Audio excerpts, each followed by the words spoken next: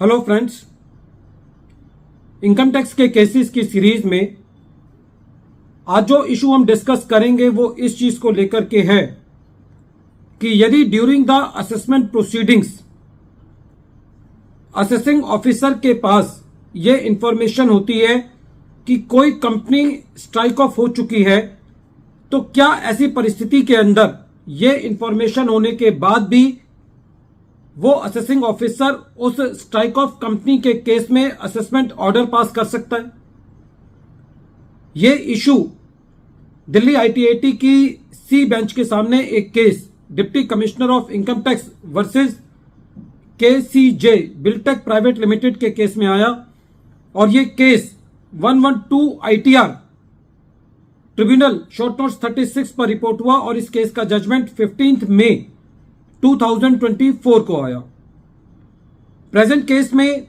Assessment year 12-13 से लेकर के असेसमेंट ईयर 14-15 के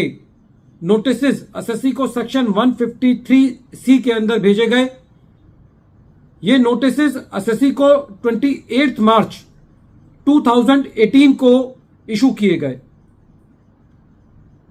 असेसमेंट प्रोसीडिंग्स जब चल रही थी तो उसी वक्त assessing officer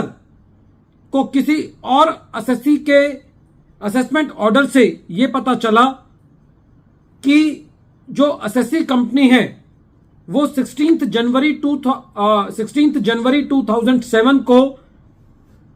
ministry of corporate affair के रोल से स्ट्राइक ऑफ हो चुकी है और उस कंपनी ने 6 जुलाई 2016 को ही अपनी एप्लीकेशन लगा दी थी।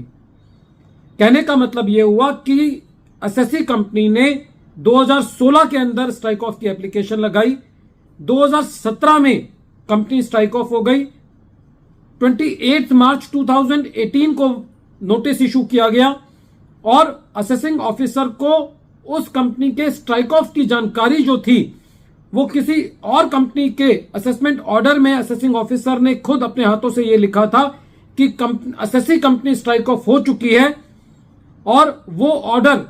असेसिंग ऑफिसर ने 19 दिसंबर 2018 को पास किया था और असेसी के केस में जो असेसमेंट ऑर्डर पास किया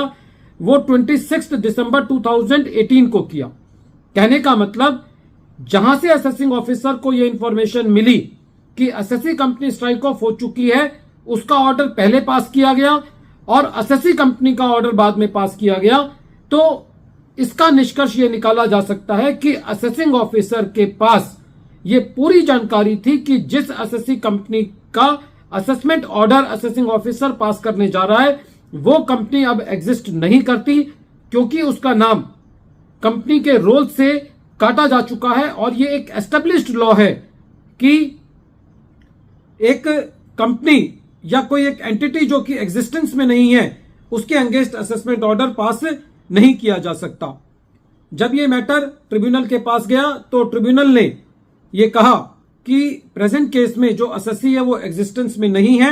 और ऐसी कंपनी का असेसमेंट ऑर्डर पास करना एक जुरिस्डिक्शनल एरर है और ऐसी परिस्थिति में जो भी प्रोसीडिंग्स असेसी के अगेंस्ट चलाई गई हैं वो विटिएटेड हैं और वो लायबल टू बी क्वेश्ड है। फ्रेंड्स, प्रेजेंट केस बहुत इंपॉर्टेंट है क्योंकि इससे एक चीज बिल्कुल सामने निकल के आती है कि यदि असेसिंग ऑफिसर के पास ये जानकारी है कि असेसी कंपनी एग्जिस्टेंस में नहीं है तो उसके अगेंस्ट असेसमेंट ऑर्डर पास नहीं किया जा सकता। लेकिन यदि हम इस केस को कंपनीज एक्ट के दायरे से देखें तो स्ट्राइक ऑफ के केस में यह रूल बनता है कि यदि किसी वजह से स्ट्राइक ऑफ कंपनी रिवाइव हो जाती है तो ये उस डेट से रिवाइव होती है जिस डेट से कंपनी एग्जिस्ट करती है। तो यदि प्रेजेंट केस में रेवेन्यू, जो कि इस केस में इनकम टैक्स डिपार्टमेंट है, आरओसी के पास चला जाता है और वो इसके रिवाइवल के लिए एप्लीकेशन लगा देता है और मिनिस्ट्री ऑफ कॉर्पोरेट अफेयर्स इसको रिवाइव कर देता है, तो ऐसी परिस्थिति के अंदर ऐसी संभावना बन जाएगी कि वो असेसमेंट ऑर्डर जो है वो वैलिड हो जाए, क्योंकि कंपनीज एक्ट में यह भी लिखा हुआ है कि एक बार कंपनी के रिवाइव होने से जो कंपनी की लायबिलिटी है वो कंटिन्यू रहती है। वीडियो के अंत में एक बार फिर मैं केस का नाम रिपीट कर रहा हूं। केस का नाम है deputy commissioner of income tax versus KCJ Biltech private limited और ये case 112 ITR tribunal short notes 36 पर रिपोर्ट हुआ। मैटर दिल्ली ITAT की सी बेंच ने डिसाइड किया और इस केस का जजमेंट 15 मई 2024 को आया। Thank you friends.